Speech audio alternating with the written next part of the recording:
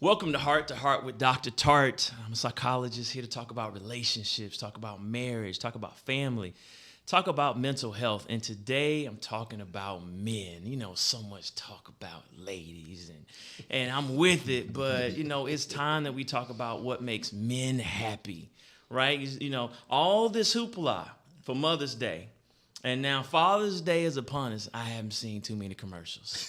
I haven't seen, I had my wife make a reservation. I was like, we don't get a reservation. They said, we have a lot of availability, right? Right. And so I decided to bring in not only two men who I admire, but two friends and two men who are doing it all. So joining us today to talk about what makes men happy across the board, I'm joined by my good brother, Jack A. Daniels.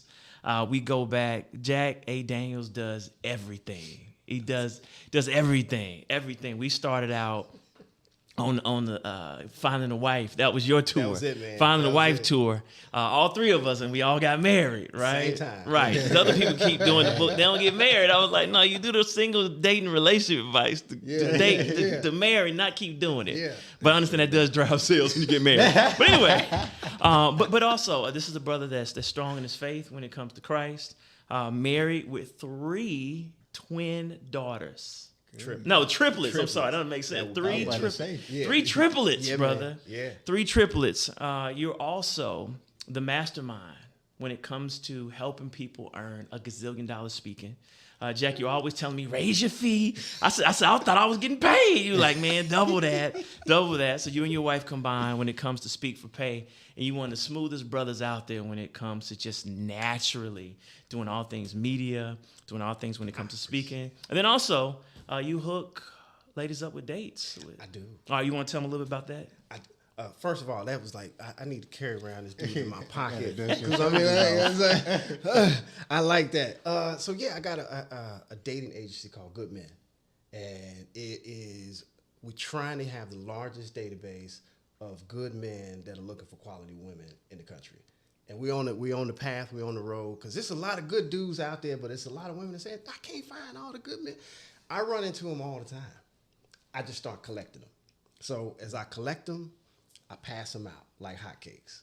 So it's a wonderful organization and or agency. Well, what's the website? I know you're already Googling. Okay, that's all right. Goodmen.tv. Go to goodmen.tv. We are relaunching in a new fashion because we're doing some things a little bit different. COVID had us COVID had everybody doing things differently. So we're relaunching late summer. So goodmen.tv, get on the waiting list.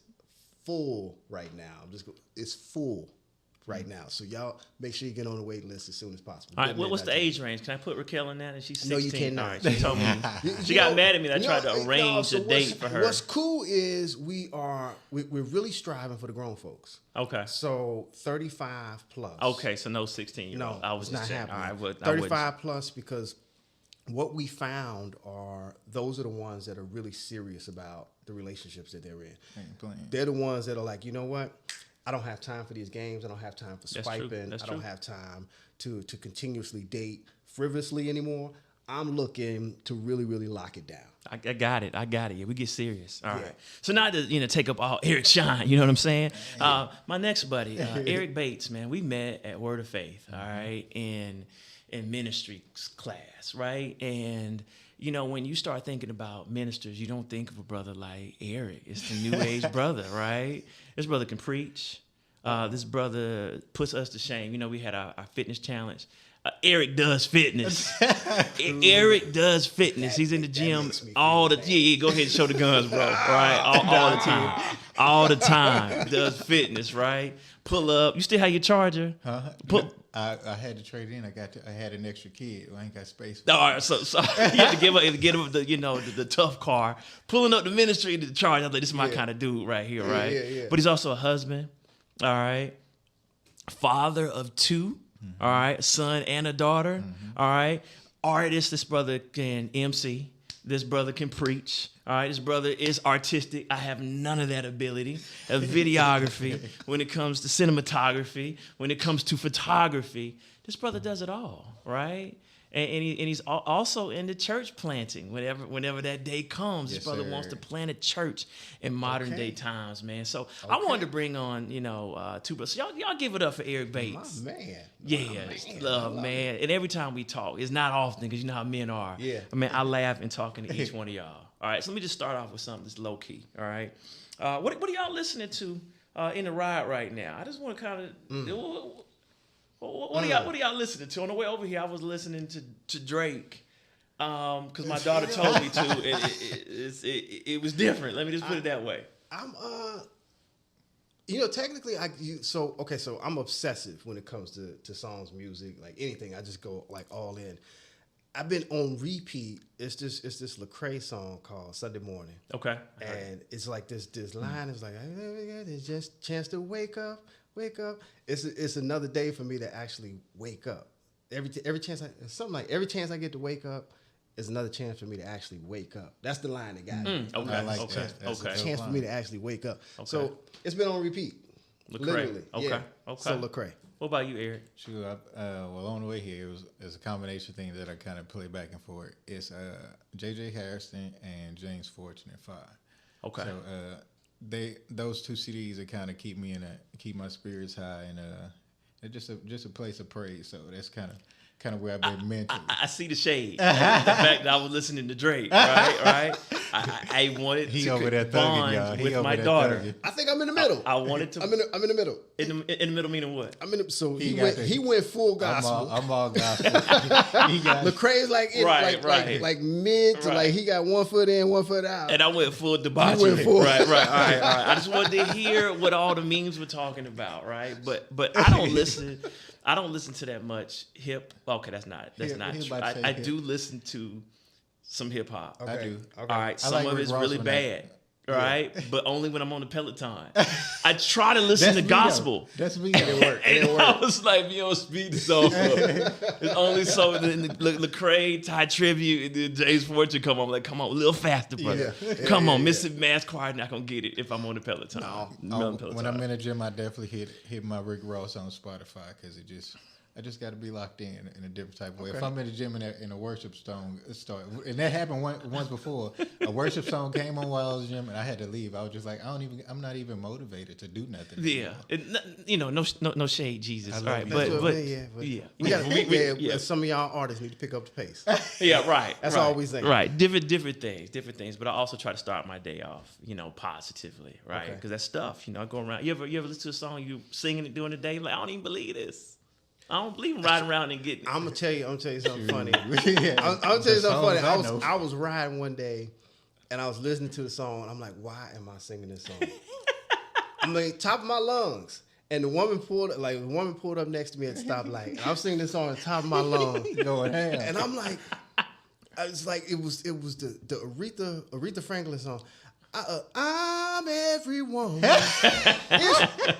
I'm like, what? Stop it. Go Yeah, ahead. you lost your man I was card. going all in, man. I'm like, why am I singing this? No, But there would have been definitely some questions. It was the melody, and I'm like, what? This is not a song for men to be singing. Oh man, Hey, he probably modulate too. I thought he was gonna talk about my neck and my back. I thought I was about to just say it's over. It's I'm like, over. I lost all. If you seen that, I lost all man points. oh Like, man, all but of them. but it's all good. All right, so Father's Day's coming up, right? Yeah, And yeah. first of all, congratulations to both of y'all, right? Thank you. Because I didn't say the Same to age. you, I too. didn't. I thank you. I appreciate it. This is why I'm a little dressed up because I didn't want to change after this. We're going to dinner. Oh, good After stuff. this, I got to pick the restaurant. Okay. Right? I'm very happy about that. Very Okay. happy to get to eat what I want to eat. I am a char grilled oyster fan. Troy Girl. Yeah. Oyster. Oh my goodness. So I am excited about I that. can't mess with that. You can't mess with that? Eric, you're not living. No? That's oyster. So char grilled oyster. I don't have to put y'all on. I don't put y'all on. And so y'all's reaction is like the family. Okay. So Char- including my parents, right? They're like, man, I get to pick where I want to go. There you go. Right. It's your day. It's your my day. day. It's All your right. day. And so every year is like, we go eat Here we oysters. go. Right. So anyway, what do y'all want for Father's Day? Because it's a question. Yeah. Do you want anything for Father's Day? She asked me that this morning, and I said, I'm not a gift person. Okay. I'm more of just I'm an experienced person. I also have 3 2-year-olds. So it's really challenging for me to actually do anything. Going to a restaurant, I would love to go to a restaurant. The last time we went to a restaurant, WrestleMania. they tore it up. WrestleMania. They dumped the food on her. I mean, the waitresses were looking at us like, "Are y'all okay?" Right. Like, everybody's looking like we were those parents. Yeah, I get it. So they give you the bill halfway through the meal. yeah, like, I didn't even get the food yet. yeah. So I'm like, I don't really want to go to a restaurant. So I think we just gonna go play somewhere. I think it's just gonna be like a play day because I'm cool when we playing until I'm not, until it turns into something bad. But yeah, I want a play date and some time off to myself to just watch something I want to watch and poot in the couch and nobody's mad. Hey, every man understands. That's it. Be left alone. What about you, Eric? As far as like wants, like I'm sure every guy's the same way. We don't really be wanting them, but if there was anything that I've been looking at a whole lot lately, is colognes and a Blackstone grill. Those are 2 things. Okay. Because I love to cook. Well, I'm into cologne, so I've been collecting nice little. I saw it on your Instagram. And but also I love to cook, so this Blackstone grill is something that I would like. But then of course, if I don't get any of those things, the time with the family cool, because I'm getting love every day at the house. That sounds good. You won't be slightly disappointed that you didn't put that out there? Nah. All right, I'm gonna text her anyway. Be like, Before this episode come did you out, get the I do griddle? know what he wants. Right, I do In know case. what he wants. But that love is enough though. It legit is. My daughter, she calls me babe all the time because she hear my take call me That's babe. hilarious. So she That's don't hilarious. call. She rarely calls me dad. It's always babe, and she just be loving on me like crazy. So that's enough. Just How old is knowing. So 3. Okay. Yeah. Yeah, at 3 and He is about to be 1 in July. Okay. So you got Okay. Yeah. So y'all ain't going to no restaurants either. Yeah, we be chilling. We be chilling. Unless y'all don't see it. I mean, do y'all miss, I mean, I can say it because I'm a dad, right? I have 3 children myself. Do y'all miss time just with your wife? Man, I sometimes I do. I'm gonna get y'all in full trouble right now. Now I do miss that time with her, but I think I don't know. It's like when you go through different phases of life, you understand that certain things happen when they happen, and when things shift, that you really just have to make that adjustment to where you are now. It's like I miss times living back in Texas, but I'm not about to move back to Texas. But I appreciate what that gave me, and now I adjust how I relate to the people in Texas, or how I communicate with my family back in Texas, and it's still beautiful. So think about the same with like the alone time that we had, but. When we got married, we got pregnant 4 months into marriage, so Y'all playing no games. we were playing around. No games. I miss my wife.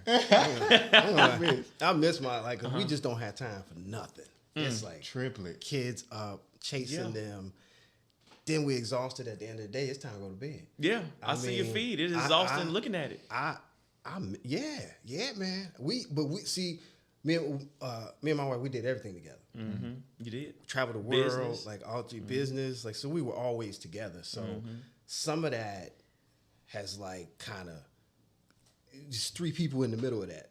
So for me, yeah, I would like to get to the point where you are, where it's like they grow up a little bit, and you get some of that back, just some of that time back when we can go out of town somewhere, or we can go on a date. We ain't been on a date at night. Like I don't even know what my headlights look like in the car. I'm in the house at dark. I don't even know what they look like. We just went on our first date, maybe 2 months ago, and it was because a friend, Arian, invited us out to do an event, and we couldn't say no to her. Right? Certain people you just can't say no to, and we didn't know where to wear our mask. We had doubts. I was like, what do I do? What do I do with my mask? Do I eat? Do I talk to people? What do I? Are we handshaking? And I thoroughly enjoyed it. But we also had the advantage because y'all did this in a coordinated, even way. Your children are around the same age, 16, 5, and 5 months, right? My mom's always throwing shade. She'd be like, "Oh, you have 2 kids and a grandson, right?" So you check in like you done now, So So our oldest daughter could babysit, right? And That's we a have a good thing. huge village that live close to us. Our Yeah. cousin lives literally up the street. I'm jealous. We just call it like, bam, Yeah. come through, right? have that. jealous. Don't Come have check that. nephew, right? Yeah. So yes, I enjoy that. All right, so let me ask y'all this. When it comes to making men happy, let's go back to your single days just for a second, right? Because I did a show, y'all had an opportunity to kind of check a little bit where it was two women talking about dating, right? What was the biggest, and thinking about modern day men, right? What was the biggest challenge you had in finding a wife? And by the way, both of y'all have phenomenal wives, right? They're talented, they're attractive, and they're talented, and they know how to run a house, and they also know how to step in. And there are times when both of y'all have to stand back and watch your wife move, right? 'Cause Sure. they're Absolutely. talented, Fact. Yes, sir. right? Yes, sir. What was the biggest adjustment y'all had to make, single to married? Time. I needed to spend more time, not just with myself, but pouring into somebody else. So because you asked two questions there. Like, what was the change? You know what? What was the change? Hold on. for being- Let me pivot a bit based on that. Right? Okay. How did you? I'm gonna show a clip of Russell Wilson. All right? I'm gonna show a clip of Russell Wilson where he had a pickup line for Sierra. Okay. All right, and I want to find out how you guys got your wife, right? 'Cause it was some magic. I don't know how you did it. I don't know how you did it, but I want y'all to watch this clip, and then I want to find out how you got what you said to woo your phenomenally talented wives. So I'm sure you're still paying. All right, let's watch this clip. We desire in your significant other. Characteristics like I would say, for me, trust, communication, and faith are probably the three Okay. that work for me. I You say sure you're not that- married? right. That way, sound like he You over answered here this dropping question. jewels like a times. married man. I say that only because the physical part, like that's kind of a given. Table stakes? Yeah. That's your initial Yeah. attraction to the Mhm. person anyway. But So you're talking about going those deeper. for me, like those three things, like I gotta have. Now she's got to be intelligent. She's got to, have. I gotta enjoy being around her, like Yeah. as a person. But those are probably the three things that I look for, like somebody I can trust, somebody I can communicate with, and somebody I can share my faith. Question: as the single guys here, do we have too many characteristics or attributes that we need to check off to make someone our girl? Do you think you have that? It's three too many. No. Okay. All right. So that wasn't a clip. They're gonna show the clip in a second. But Okay. let's go with that for a second, right? So when you were dating, did you have criteria in finding a wife? Oh, 100%. All right. What were y'all looking for? I want to hear this. 100%. I think the biggest thing for me was, so there was the young me, and then there was the older me. Okay. Young me was like, I think I was just looking for women. I'm being honest, women. That boy had that net. Right. Women. Right. Just right. women. Yeah. It's like, right. I'm talking about young me, like the young me in the car with the music up, windows down, AC blowing. Young me. Older me was looking for stability. Now, stability is a big word because I'm not talking about her being financial stable or I'm talking about mind state. So for me, the biggest thing that I wanted was a woman that brought me peace. I'm talking about, because it was so, when I was younger, it was so much drama, so much like headaches and just drama. And I didn't want that in the series of life that I was in. I wanted somebody who made me feel like peaceful. Like I just like, and my wife, she gave me that feeling. The moment I met her, it was a calming feeling of Just her presence. it was her. We sat next to each other, and it was like an energy. And I'm like, what is that? It was like a magnet. You know how you turn the magnets inside out? Yeah, and yeah. propels away. I'm like, is that? so she had like an energy, and every time I talked to her, I felt peaceful. I didn't feel like she was trying anything. I didn't feel like she had game. I didn't feel like she had ulterior motives. I felt like she was legitimately intentional about who she was, what she wanted, and for me, it was just like a peace and a state of mind. Like, okay, I don't have to play games with this woman. She is who she says she is. She's on purpose. I'm on purpose. We can meet in the middle. Man, that's powerful. Peace. I think every man read between the line in what you say. Yes. Eric, what about you?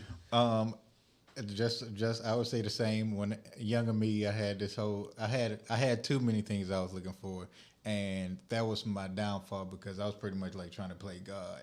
I was trying to build a woman, and if she wasn't what I had, then I would try and do all I can to kind of force her to fit into this mold. But I got to a place where I realized like how toxic and damaging that was, trying to control and build a woman. So I've had to kind of like drop all expectations and let God be God. And there was a few like non-negotiables, which she had to be fine. Okay, my wife, fact. That's understated for every man. Without a right? doubt, you got to be fine. She had to have a genuine relationship with Christ. That had to be something that was real, and also someone who valued family, and like you with peace, bringing me peace. And those were the things that pretty much I looked for, and everything else you pretty much kind of grow around from, because I understand that in my household I had 5 other brothers and sisters, and we all had the same mom and daddy. Well, not same mom and dad, but we under the same roof.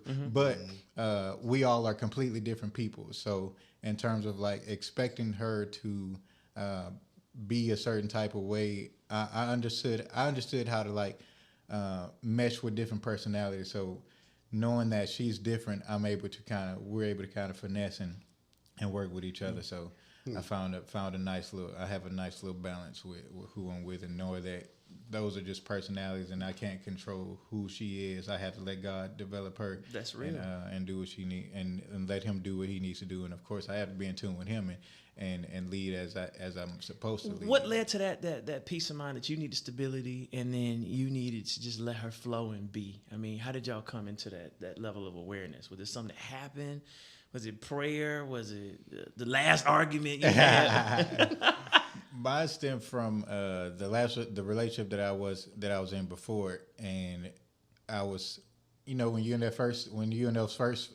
first phase of dating, you dating a representative. You not who that person really is, and I knew shortly after that God was saying that you need to let this go, but because I was like hard-headed and trying to like force it to fit, eventually got to a point to where God made it extremely uncomfortable in that situation, and I had to get out of it, and I had to get to a point to where I had to listen to the voice of God more than myself, and drop all of what I had and let God be God and lead in those situations. As opposed to me trying to do that. That's real, Jack. Heartbreak.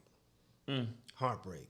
I was married before, and we were trying to have children.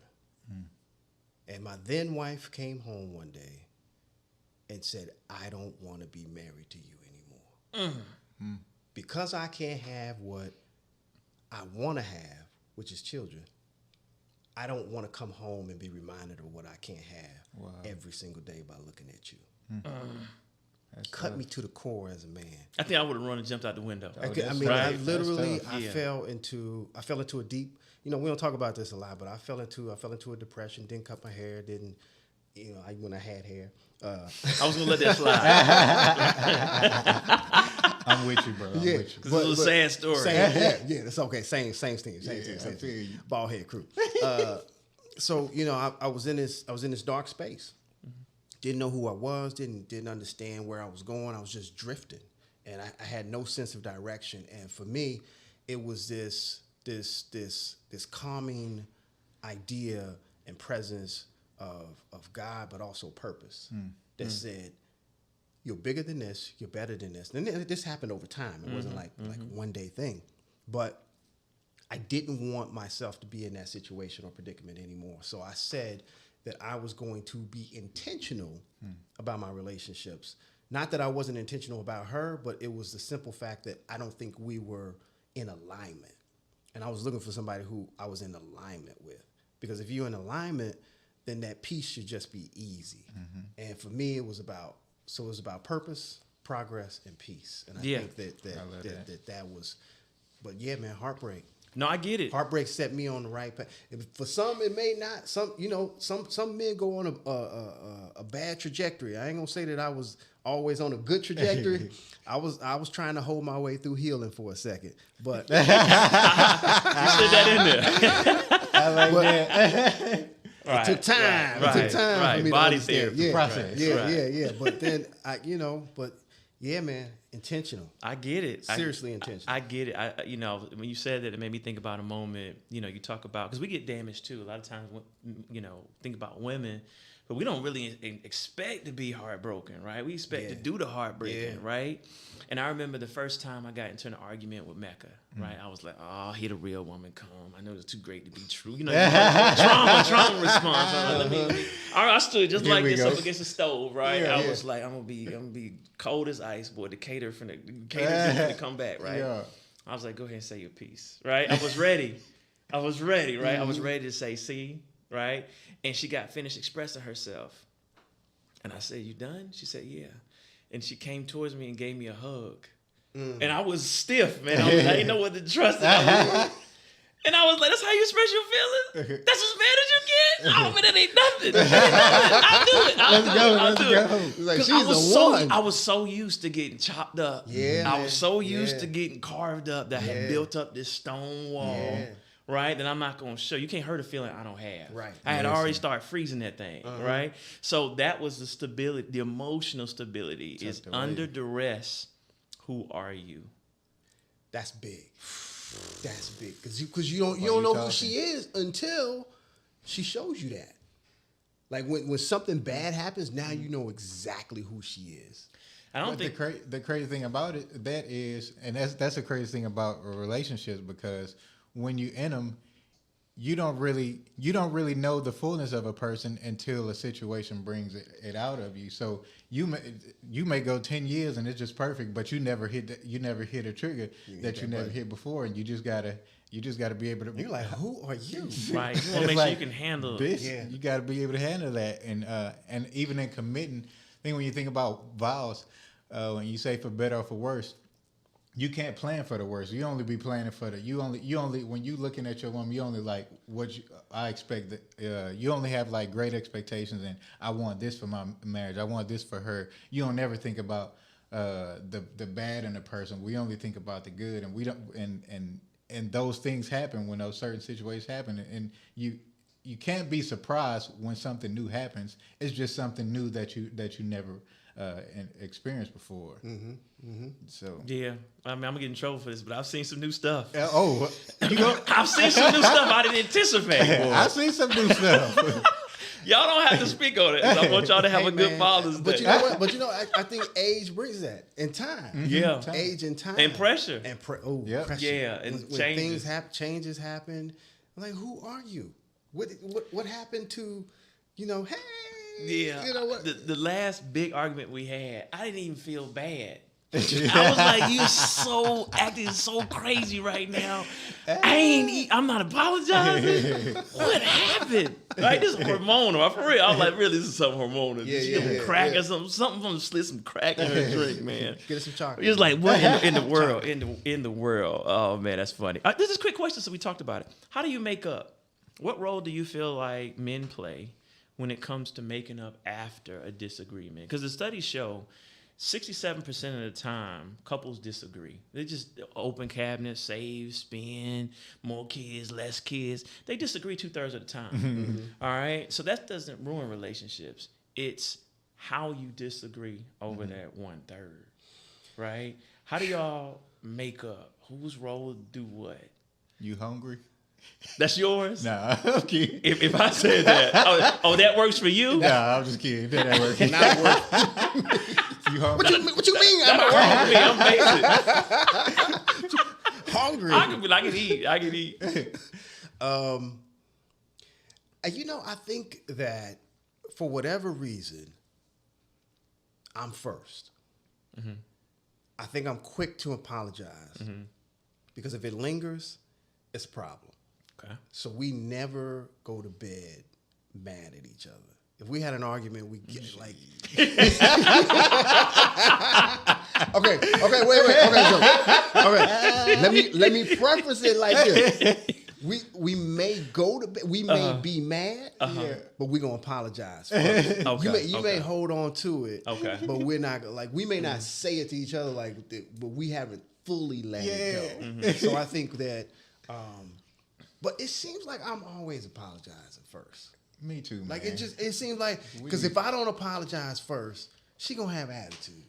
She gonna be in a mood. She gonna walk around. It's gonna be tension in the air. Riding in the car like this. So I feel like I gotta say something. Otherwise, it's gonna be on me, and I'm gonna be the one that's just gonna have to suffer the consequences. So Jack, y'all try not to go to bed. You try to control the temperature in the household. Yes. Eric, what about you? You said, nah, we go to bed. Huh? Yeah, we definitely go to bed bad sometimes. Don't touch me tonight. She be like, don't touch me tonight. Nah, but I think so. Just like you, I feel like it's on me to kind of apologize or make things sweet. But a lot of times, if I feel like or I know that I may be right about something, I just don't say anything at all, and I let time progress. And trust that God will speak and give her some type of peace about it. How much time though? Huh? How much time? But it ain't going over no 3 days or so. I think within like a couple of days. Okay. It'll be then settled. So I think I give time, and for me, and I think it's something that helps me too. Because if I'm upset about something, I don't want to talk at that moment because I might say something that I can't take back, and so that's me controlling my inner beast. Temperance. Yeah. So I have to remain quiet and at a place of peace so that I can get the right words to say, so that I can say exactly what I need to say and exactly like how I really feel, as opposed to saying an emotional response, because I know that I can cut and I can cut real deep, and I don't want to do that because there's some things that you can say that you're just not going to be able to take back. So if I need 2-3 days to not say anything or not talk about that specific thing in order for me to say the right thing, I'll take that time. Yeah, and I think y'all represent men. Jack being composed. I don't think I've ever seen you get mad. I don't. I do, but not like that. Yeah, your patience. Yeah, I got a lot of patience. I got a lot of patience. Yeah. I think I don't. I'm not gonna say I hold it in. I just brush it off. I think it's more of a. It's not that big of a deal. Yeah. Like life goes on. This is one little argument. Get over it. I think a lot of women respect that because you compose, you can handle their storm. Right, I think that's a manly thing that I had to pick up. Right, I'm probably right where you are, Eric. Probably worse, to be honest. Right, like I'm so glad I text some things. You ever text some things and then I didn't send it and I read it? I was like, dude, if this was ever in court, they'd be like, you are a maniac. Right, this is straight maniacal. I in my notes app, I don't want to open up my notes because sometimes I'll be typing stuff and I'll be like, all right, I'm gonna send that. Then I'll be like, sit up. I ain't gonna send that. Yeah, it's to sound awful. Yeah. But I cannot not go to bed mad if I'm mad. I just don't have it in me. So we have the same thing as just like time.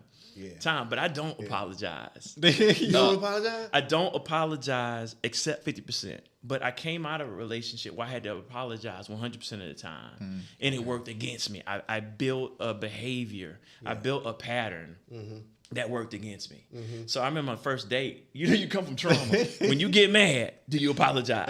If you just don't, we can't go any further. Any further. So now it takes it. My wife's from Inglewood, and y'all see the smiley, like our wife. We all see the smiley. But when she don't want to do something, she don't want to do it. So we just sit at the kitchen table looking at each other like, my wife. It's your turn. My wife from the Bronx. She Dominican. I know what time. Oh yes, you do. Yes, I know what time it is. Yes, you do. So it is what it is, man. But we just try to work it out. But I can tell you, we both get afraid if it goes too long that things can get off the rails. Like a lot of people say, we'll never get divorced. I ain't gonna say that. And it'd be hypocritical for me to say that, right?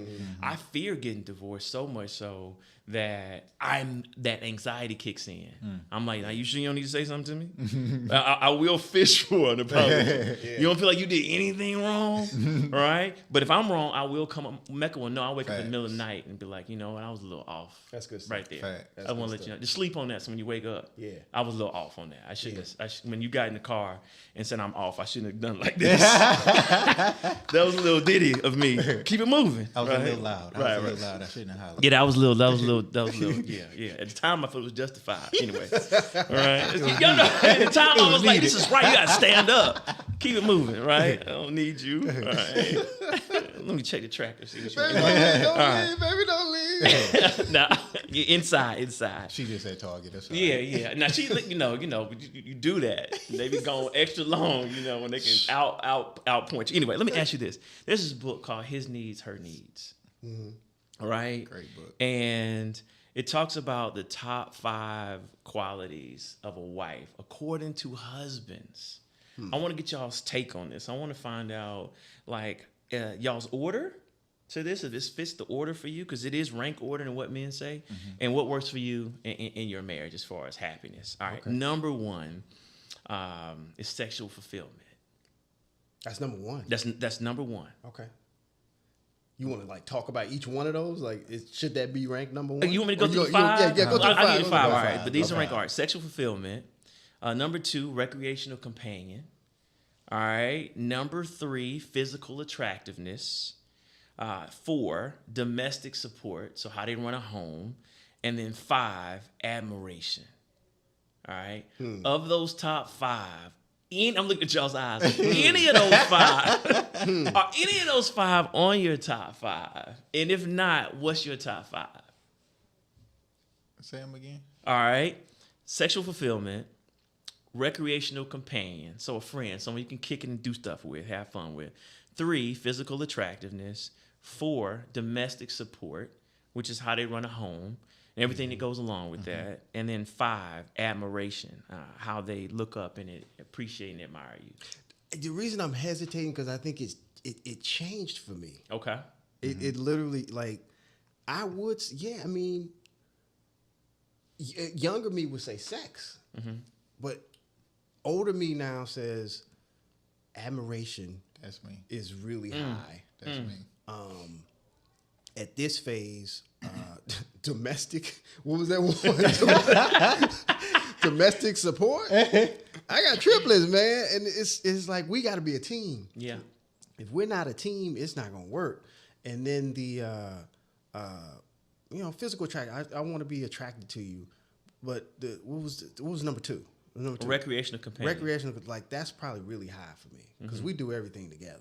So for us to, if I can't be your friend and you can't be my friend, it's not gonna work. Right. If I can't talk to you, if I can't, confide in you, it's not gonna work. So I mean, Do you want to hang with your wife? Yeah, yeah. It's like one of them situations where when I'm not with her, I want to be with her. When I am with her, I still want to be with her. So it's like, okay, so if you have a guys' night out or something, I'm the kind of guy that's like, okay, this is cool, but I want to get back home to my wife. So I'm In the like, corner texting. or in the corner texting or something like, what you doing? What you got on? You miss me? Like something like that. So I think at this phase of my life, sex is like last. Okay. All right. I ain't got the energy. the time. I'm like, that's probably last. That's last. Okay. So what about you, Eric? I would say I'm kind of in line with you. I would say sex is dead last, but I know if that admiration and there's not a level of peace that I have, then the desire for sex wouldn't really be there because I'm just pissed off. So I don't. True. So I would say the admiration would probably be the top joint. What was the one about the house Domestic. Okay. Domestic support will be 1. I think sex would probably be about 3. With peace, I don't know if peace is a Peace wasn't on Okay, there, but it should have okay. been on there. Yeah. It should have been What on we there. talking about? Yeah. peace. I'm gonna add peace on the top, and of course physical attraction because I gotta like what I'm looking at because I don't want to be in the house looking like, are you gonna do your hair today? Are you going? Where you gonna put on some little shorts? Let's see something hanging out them shorts. Yeah, y'all gonna have a third child. Yeah, pretty much. You know, it's interesting because I've never heard other men say that, right? And for me, sex is down there too, right? Like it's pretty low, right? Okay. But you know, just being transparent, because I think of another child with sex, right? They're paired together, right? And I'm like, how focused am I, right? How focused am I? Is this worth the force? Man. All right. So of course my wife is total opposite of that. So we have to find the middle ground. But what's interesting is you don't hear guys talk about that, right? And you think that, when it comes to a wife, sex is number one. But I've never heard a man say sex is a criteria. We just assume that's gonna be. I think what's weird is like you said, people assume. I think most men, if you put men into a room with the finest woman who gave them, and I I've experimented with this. I've had like some groups. You put them in, you gave them the finest woman, and gave them all the sex that they want. Okay. 2-3 weeks. I'm trying to figure out how you experimented with this, but that's the whole. I know that was whole different. the I knew you was gonna pick up on that. I ain't saying it with me. I'm saying You know somebody. Right. that's a whole You saw a nah. movie. You saw a movie. Go ahead. My bad, brother. trials. Anyway, so you give them all the sex that they need, all the sex that they want, and eventually, 2 to 3 weeks down the line, they ain't gonna want it no more. It will literally phase out. So we think that's the primary focus, and it's really because when we were single, we're basically sitting in the apartment and we're trying to find ways to release. So it's a build up, and you think, okay, if I spend a weekend with somebody, I could just release all weekend. Then I got all week to work. So the build up is there, but if you there all the time, you're not gonna desire it all the time. It's just gonna fizzle out. Yeah, it just changes. Libido changes, man. And so, yeah, it's one of the things that we had to work on was being able for me to associate intimacy with not having a child, right? That was some real work we had to do, right? Because I went years being woke. Like, you know, she played Rihanna. She did all the things I like. I'm like, I see what you're doing, girl. It ain't gonna work. It ain't gonna work. I'm gonna always be protected. Anyway, all right. So let's transition to outside of relationships. So we focus mainly on relationships, but we're talking about what makes men happy in general. For both of you, when you think about happiness, what things come to mind as far as what makes a man happy? I still think it's in the same area that we kind of talked about before. And the reason I'm saying that is because I know purpose for me was big. Because a man that doesn't have purpose doesn't understand the work that he's supposed to be doing, doesn't understand his worth. So for me, purpose was like really big. Like I didn't feel like I think back to when I wasn't happy until I really understood what I was here on this earth to do. And then the other part of that is the progression of that, like the progress. Am I actually making progress in doing what I was supposed to do? So that gave me peace. So the purpose, the progress led to peace. Okay. And I think that like outside of, doing things that I like to do, like hobbies and things like that, I mean, I think that purpose thing, man, if once I'm in the pocket, I'm feeling good. In that destiny. What about you, Eric? I would say I would agree and say that the purpose, because I was probably going to say being established in a career, but that's associated with purpose, because your purpose could be tied to your career, or your purpose could be separate from your career. Your career is just something that you do to support your purpose. But I would say that an identity. But in addition to those things, just relationships. I would say I'm big with relationships. So if I feel comfortable in relationships with like my friends, I feel like that I'm fulfilled in some type of capacity, because I'm not lacking in different areas. And maybe everybody's not like that, where they really care about friendships or relationships around them, but I really thrive on that because I learn so much from the people around me, and it just helps me so much. So purpose and relationships Yeah, that's important. That's I important. mean, that's real. That's Yeah. real. You know, men are gonna bring this up and they're watching. What about money? I think it's in the same lane. I think when you in the pocket and you're doing what you love, I think money comes. To a certain degree. Not saying that happens for everybody, but I think that money is just like, it's an illusion. Doesn't really bring you fulfillment. Because you can have the biggest house, all the cars, and I counsel people like this. They lonely, they unhappy, but you know, your house is just 4 rooms and a bed in the middle. That's it. I watched this show. One of my favorite shows is called Alone. Y'all ever seen that? No. Oh my God, one of the You get best. to watch TV? Only when I'm in the bathroom. What network? It might be like the History Channel or something.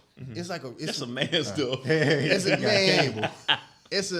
But it's online. I see it. Okay, online. okay. I see it online. So it's like it's a reality show. Is what the ultimate reality show, because they got to film themselves. So they take like 10 people, put them in a remote place, like in the middle of nowhere, and they give you like 50 items. Like you get a hammer, an axe, a tarp, something, and you got to survive. Like I'm already not interested in this show. Man. I know, but listen. So I know Eric's tapped out too. Right? yeah, but the person that survives the longest wins $500,000.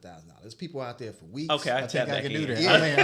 I'm in there. Yeah, so it's I've people. been there. The one that survives the longest wins $500,000. There's Okay. people out there for weeks. There's some that can actually survive months. Now, I'm back thing out. is- I'm back out. I You can stay do in that. there. I'm out. I mean, sometimes, but it's in desolate places. You gotta eat what you kill. Oh no.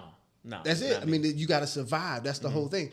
But what the point I'm making is, the cool part about it is you see the true human emotion of what really matters to people, and most of the time it's men.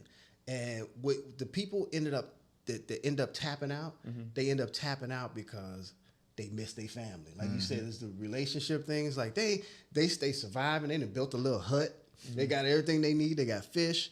But it's like, man, I miss my family. I don't care about the money. Wow. I don't care. I really want to be or feel loved. I don't want to be isolated out here by myself. Interesting. And that's what, for me, I'm like, money is cool, but if you're not surrounded by the right people and the right things, it's irrelevant. Yeah, that's true. What about you, Eric? You said you could tap back in. I was about to, no. So just to add what you just said about the money, I think money matters, but when you're in your purpose, I think your purpose kind of dictates your need for how much money you have.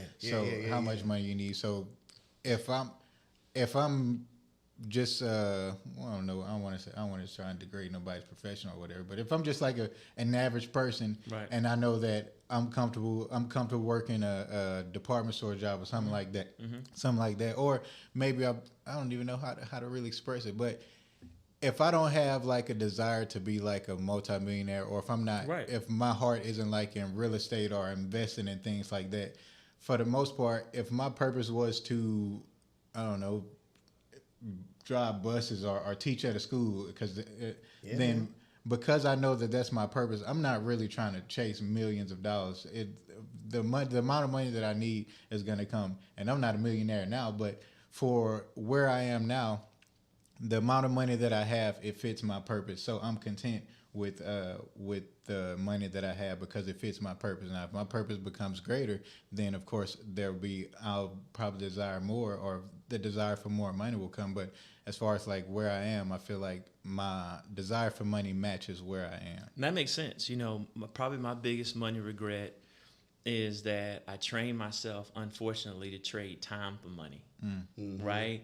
And I'm having to work my way out of that, right? Like I know how to get money, more time, right? Yeah. And now, just being transparent, having a 16-year-old daughter, it's come to my realization that she's gonna be gone in 2 years. Soon. And matter of fact, she's semi-gone now because volleyball practice.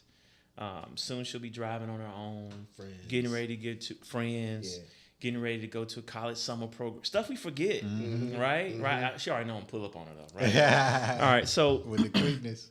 I But realized I don't want to have to work. So one of the things Yeah. that I've had to adjust in talking to both of y'all, right, is change shifts of not doing it and having both economies, time and money. What were you gonna say, Jack? I think it mattered, like, to what you and Eric were saying. I think the nucleus of that, though, is the woman you choose. Right. It's for a man, because if the woman you choose is like, I need more, ultimately something inside of us says we gotta go get more. Right. That's true. It's just the way we're wired. But if she's gonna push you to do more or challenge you to do more, because that's the level and standard that she raises to.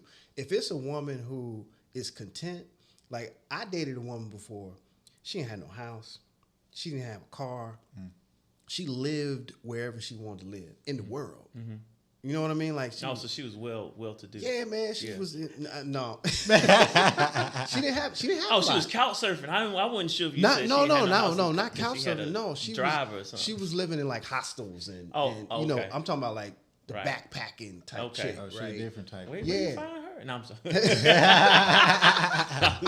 But literally, like, she was living like, you got to think we in like one of the richest countries in the No, world. that's real. That's real. It's people to live on $2.50 a day. That's true.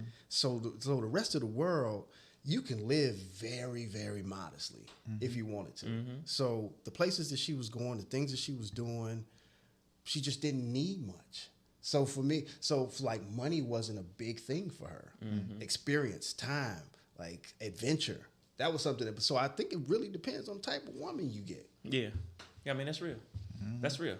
I mean, and same thing for me is it's realizing that I can go get it, but I don't want to sacrifice family. I don't want to sacrifice rest. Yeah. I told Mecca I want to be like the guy that I don't even like dogs. I'm sorry. For those who love dogs, okay, I used to. I don't love dogs anymore, right? I don't love dogs. So, but I want to be the guy that walks his dog Thursday at 2:00 and be like, "What you have up for today?" Nothing. Nothing. I want the option to work.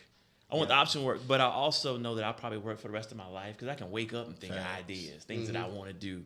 I just don't want to have to trade my time when I want to do something else. I agree with so that. that's what I'm deprogramming myself. I like that. All right, so let's talk about Just raise your prices. which I have. I have, and it in what finally hit, because Jack has been hammering that forever, and I was like, bruh, $10,000. Or you want me $10,000? Yeah, man. Yeah. All right. But then I started realizing, you know what got it? When they booked someone that wasn't as good as me and he got more. And I was like, that's it. And you know what I do? You talking about the value of a wife? I don't negotiate. My wife will get every blood penny out of you. That's right. the beautiful thing. I will straight up just be like, you know what? My line is, let's just split the difference.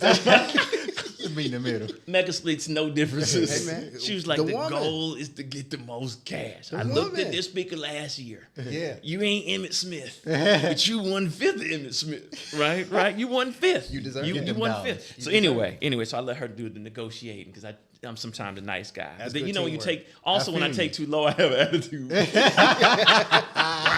I do it, but like, yeah, you just gonna get basic. You don't get the Nah, basic. man. Money makes you show up and eat better. Yeah. Well, let's talk about this Men's Mental Health Week, month rather, right?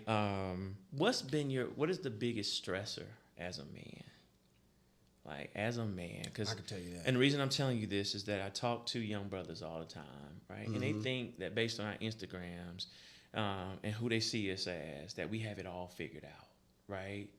And I was telling them we don't have it all figured out. Yeah. Pick a different month and there's something else going on. Straight up. What's the biggest stressor for you guys? What has been the biggest stressor? I think it's exactly what you just said. Not knowing the answers. I think it's so much pressure for men to know. Like, I think it's like this barometer or something that says that men are supposed to know what to do. Like I think I do a good job with my wife. I told her, I promised her I provide, problem solve, protect, and pray for you. But that problem solving thing, sometimes I don't know what to do. It was an instance where we had an incident. One of my daughters locked herself in the room. Problem is, the room is, I couldn't bust down the door because she was on the door. So I didn't have a key to the door like I should have had because we just moved into the house and I was supposed to get a key to the door. Couldn't call the fire department because they too far away. Ain't no telling what she would have done if she was in there. She could have hurt herself, all those different things. The only way in that room was we had a Romeo Juliet balcony that is 25 feet up. I had to go get a ladder. The ladder's only 14 feet. I'm 6 feet, 6'2". I had to reach. Now, I know Eric been doing pull-ups. I ain't been doing. It would have been out there. What you call it? What you call it? It's the karate stuff where they jumping on walls. Parkour. Yeah, man, parkouring up there. So I'm looking at myself. I'm like, man, I gotta pull myself up. I don't have any support, but I'm gonna do this for my daughter. I didn't have any answers or the solutions. It was just the man in me that said this has to happen. I felt inadequate for doing that because I didn't have a solution. I didn't solve the problem the way it should have been solved because I literally could have failed and hurt myself very, very bad. And then where would my family be? So for me, it's like having to have the answers because women want us to lead. Yeah. They want us to like, well, what do we do? Like, or, it's on you.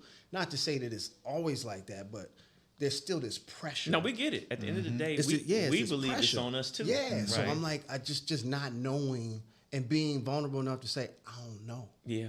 But I say it. Can we even say I say it quietly to myself. Right. But I don't think I can say it to her. Yeah. I don't think I've ever said that. I've always said, give me a minute. Let me think about it. Let me think about it. But I didn't even know I had permission to say that. We try to come up with solutions, don't man. know. Yeah, exactly. And I'm like, man, that sometimes is stressful. Yeah. Ooh, that's deep. Eric, what about you? Yeah, I would say that the problem solving and the weight of the responsibility that we have and two different people, although the responsibilities may be different, I think the weight that men carry is all like similar. So we all have 3 different lives, but I'm sure the pressure and the weight that we feel each day to make the right decisions for not only ourselves but our family and our kids, that if we all share in that load. And I think just that weight of responsibility and having to knowing that at the end of the day, it's not, you can't blame your kids for anything that happens. You can't blame your wife for anything that happens. You can't blame your parents for raising you a certain type of way. The weight of responsibility just seems like it falls on us. So I think that's that toughest thing. For me, I wouldn't say problem solving is up there. Maybe it's the same thing. For me, it's managing all of the needs Of everybody. Of everyone. It's Dr. Tartt, it's Minister Tartt, it's Daddy 3 different ways, and then Baby. Some days I just want to be Alduan. I'm real. Like, let me come in with Baby. He ain't here, right? Yeah. But then you feel guilty. Like, I built this family, I created this family, right? I chose to marry this woman. Came from you. These are all your decisions, right? Like how do I manage my me time without ignoring my family and the people that need me? That's the biggest stressor for me. I feel just almost like guilt. It's the line between I get to do what I want to do sometimes too, right? And well, you probably should read to your daughter. She just asked you to read her book, man, bruh. Do you really need to watch ESPN? Haley, when we be putting Haley to sleep, sometimes she'd be like, lay with me, and sometimes I'll be like, I don't want to lay with you tonight. I'm leaving, and I don't got to leave to do nothing important. I just want to leave to get to me. But it's like, she just want me for 5 minutes. or less. Yeah. And Yeah. but just that selfish, that part of me that just like, man, I just want me. Just for a little bit. Just for a little bit. But Just a little bit. I think you have to ask for she's it. my daughter. I know, but y'all are both more composed than I am. My family knows that I guess deteriorate if I don't get enough time. Things will get snappy. I just be like, well, Alduan, what? How can you not read the book on your own? Right? Just be like, do you need me for everything? Did you Google it? Right? Oh, you know what? That's not how I go off. I really go. I don't know y'all gonna relate. You know, I go off when they do something minor, and then I just have a hissy fit. How many chargers do I buy for everyone in this house? But you have to go get my charger. I can't have nothing. Someone bring my charger to me right now, or it's gonna be hell to pay in this house. That's hilarious. Don't bring me your charger. Bring me my personalized charger, and then and they're looking at me like, "Bruh, you wigging out over a charger." Look, we just got new phones, and last night as I was charging my phone, I went and got a black Sharpie. I said, Mate, I'm coloring the edge of this Sharpie black, so you know this mine. Don't touch my charger. Hilarious. Everything belongs to them, right? Like food. Like our oldest daughter, 16, you know, she eats like a teenage boy. Man. Right? The other day I was like, oh, let me get some ice cream. And she was like, and I went around. She had a nerve for like Ice 2 cream. scoops. Right? And she was, and then when I went to go get it, she was like, but Dad, I wanted some ice cream. I got so mad I went to the store and got my own ice cream. Got my own and put it in the outside freezer. Right? Outside And freezer. then she probably gonna get. And then the that youngest one found it. That's what I was right. gonna say. It's just like, you Somebody- just can't somebody have had nothing. to. But anyway, we have to have our time. All right, last question, because we're talking about mental health. What advice would you give to the younger you? And I don't mean like younger, like super young, but like just even could be days ago. What you've learned as far as taking care of yourself. All right, because a lot of times, men, we don't believe that we should open up. We should believe we should suck it up with a bigger straw. Right? This is manhood. You just endure.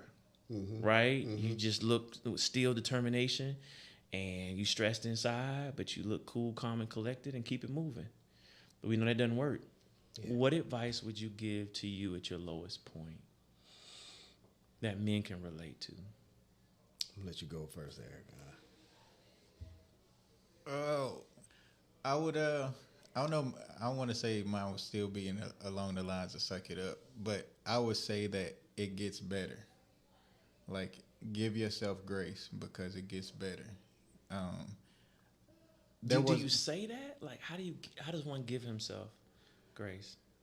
Like, I don't expect perfection out of myself anymore. Now, there's some times where I find myself trying to perform to be perfect, but then I just remind myself that it's cool. Like, it is what it is. Nobody living has lived before. So it's like everybody's experimenting through life. We're all trying to figure it out. People in their 70s, 80s, they're still trying to figure it out. They've been living longer than so long. So it's like, give yourself room to grow and know that you'll never really be at a place where you feel like, where you'll feel like you accomplished it all, because there will always be something that will challenge you in your life, and that will change, and you will that you will change the way you feel about things now. Like when we were answering some of the questions, we talked about younger me was like this, and older me is like this. Like we will eventually change. Like it gets better, and how you see things will shift. You don't have to like stay in a state that you feel right now. If you're feeling defeated, or if you're feeling like the weight of the world is on you, or you don't have any of the answers. But if you just keep going, it's going to eventually get better. That's a good word, Eric. All right, what about you, Jack? Trust the process. Trust the process. What does that mean? So for me,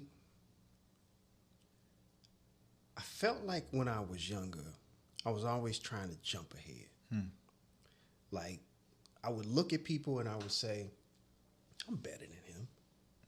Like I'm more put together than him. And then I would go and try to do what that person was doing without doing the steps that person actually did to get to where he was. Wow. And for me, it was more, I felt like I was trying to like jump leap, and like versus just taking. And then when I look back, I look at the steps that I was taking. I was like, you had these steps to get to where you are. You just weren't trusting the process. And I think that in hindsight, it's like this rearview mirror that says, if I had to do it differently, I wouldn't have fretted so much about I'm not where I feel like I should be.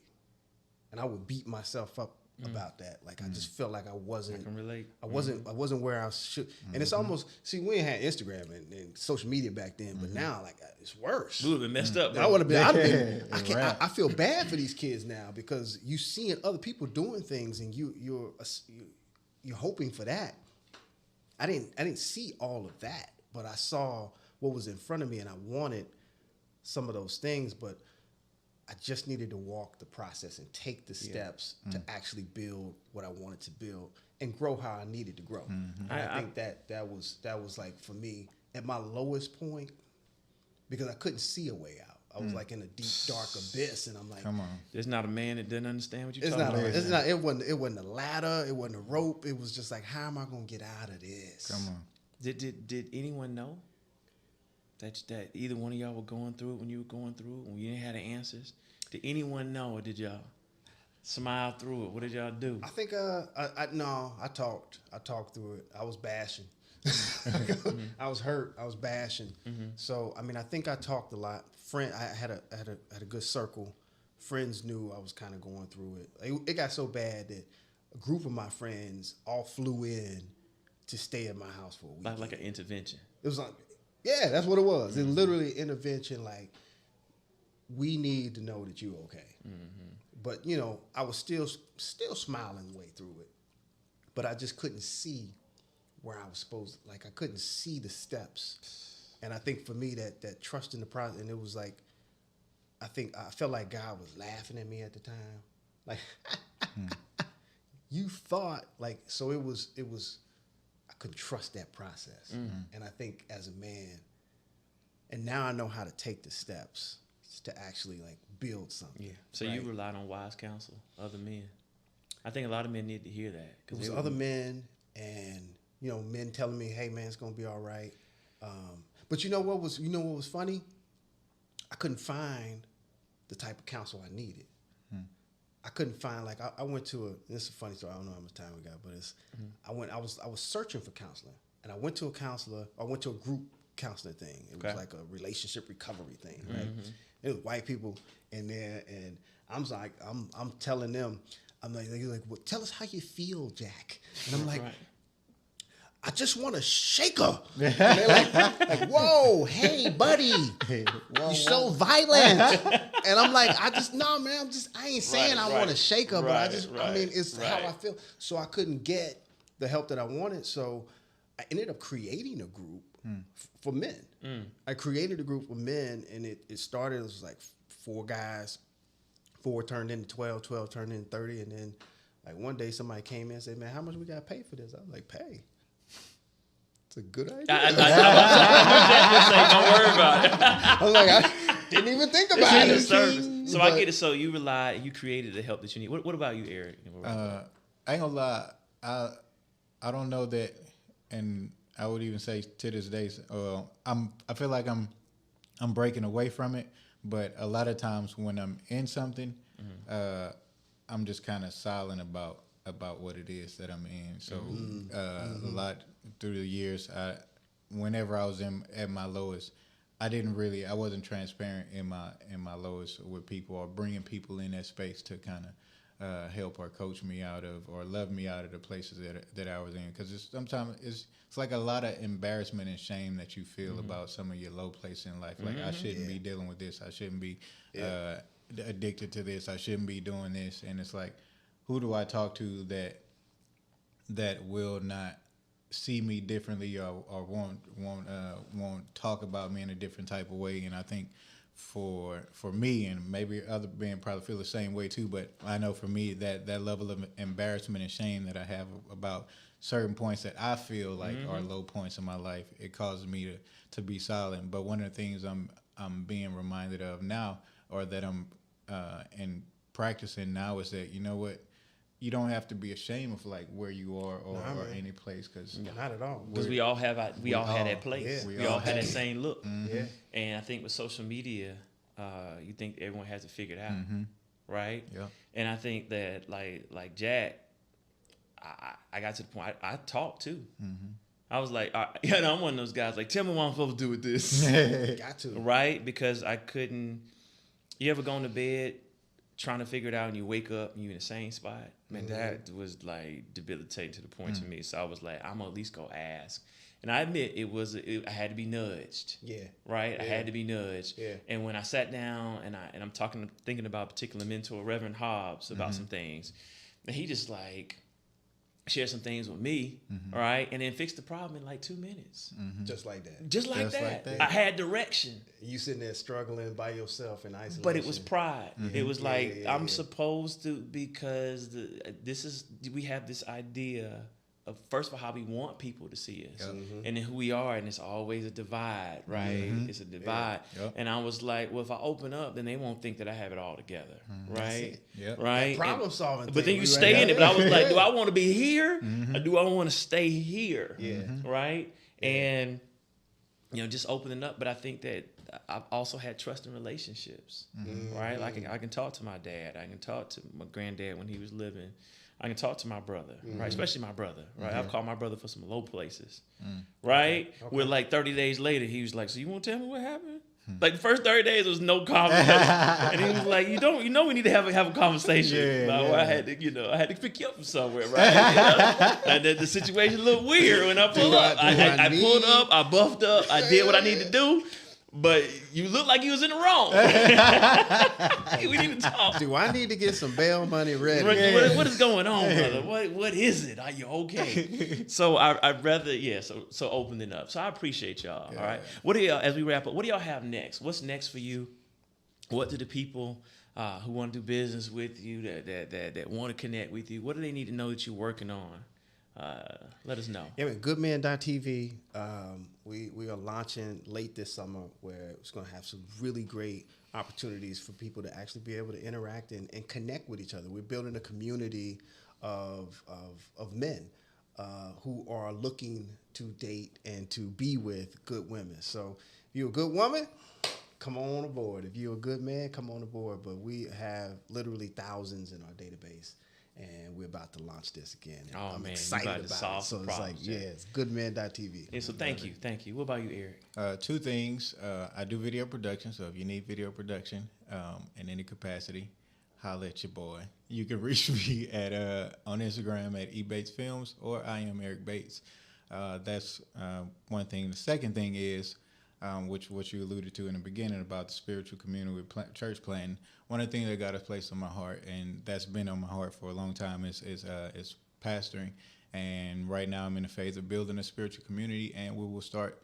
How we'll start doing that is through fasting and praying. So starting July 6th through the 7th, each month we're going to do 3-day fasts, and we're going to be building a spiritual community with that. One thing that I've realized that with the body of Christ is that we don't pray enough, and that's our access to heaven. We can't get to heaven by just we can't work our way into heaven. We can't work our way into the ear of God. We have to pray, and also we have to fast. There are certain things that we can't overcome or conquer if we don't add that added component of fast. And a lot of people don't understand the importance of the two. So throughout.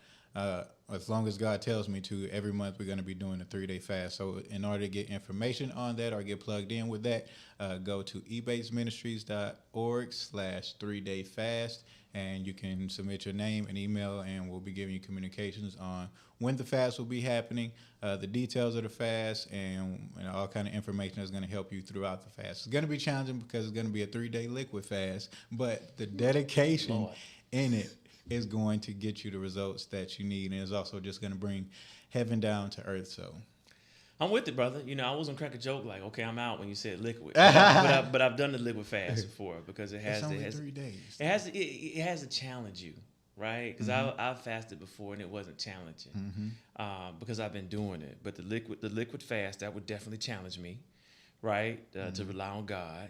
And we need fasting as men to have self-discipline. We have to say no. I asked me, you never say no to yourself? You never practice saying no? And then Tracy Ellis Ross walked by, you practice, you're going to be in trouble, right? Or impatience. So I appreciate you doing that, man. I appreciate both of you, what you're doing with relationships, which you know is front and center, and then what you're doing with the body of Christ in a different way, moving a different way, because the traditional church, they're just having a shift. And so you're shifting with brothers all can relate with fasting on the health front. So we appreciate you. For sure. And I will, Mecca's going to see this, so we'll be part of that fast whether I want to or not. There it is. Right? So yeah, no dinner will be cooked. Aren't you on a fast? Right? Aren't you on a fast? So you can be, what did Eric say? What You did he said say? juice? Did you say water? Why you drinking juice? Right? Water. So I appreciate it. So water fast. So I appreciate y'all, man. All right. I'm gonna let y'all. You can hop in it too. Yeah, you can hop on in for a day. Yeah. We'll call his wife. She'll be in We it. She will. should be in it to win it. Right. So Blitz. yeah, so it's all good. You can put some fruit in there the first day. We can graduate them or something. But I'm just talking all this noise, and I might have to be talked off. I might have to shut my Instagram story off. Like, how you at Chick-fil-A? You fasting, right? I saw you. The cute water, brother. Cute water. So appreciate y'all for coming on Heart to Heart Thank with you. Dr. Thanks for Tartt. having Man, I Thank appreciate y'all calling. I appreciate the kind of men that you are and giving men, real godly men, real strong men, real alpha men. I don't even like using that term. You know, I would be the first one out at that outdoor thing though, because I don't want air conditioning. I'd be like, yeah, ain't no shame in my game. All right, what's the point of this with seatbelt? Right? Who am I trying to impress? I'm already married with children. I'm good. My own mind would It's undo me. 500,000. Yeah, my own mind would undo me, right? I just be Okay. like, let me rob Jack and Eric and I get 500,000. Right? Or something stupid. Let me day trade, right? Day trade one time, just go in, right? So thank y'all for coming. If y'all enjoyed this edition of Heart to Heart with Dr. Tartt, share it with someone else. Excited today you saw, two godly men that joined me in talking about what makes men happy. For Father's Day, but this translates further to Father's Day. It translates to life and being able to ask for help, being able to admit that men, we don't have all the answers, and it's a lot of pressure to be a man. It's a lot of pressure to be in a relationship, to be married, to have children, wherever you are, and it's okay to say you're not okay and seek wise counsel, right? And so thank you all for joining us. Thank you for enjoying another edition of Heart to Heart with Dr. Tartt.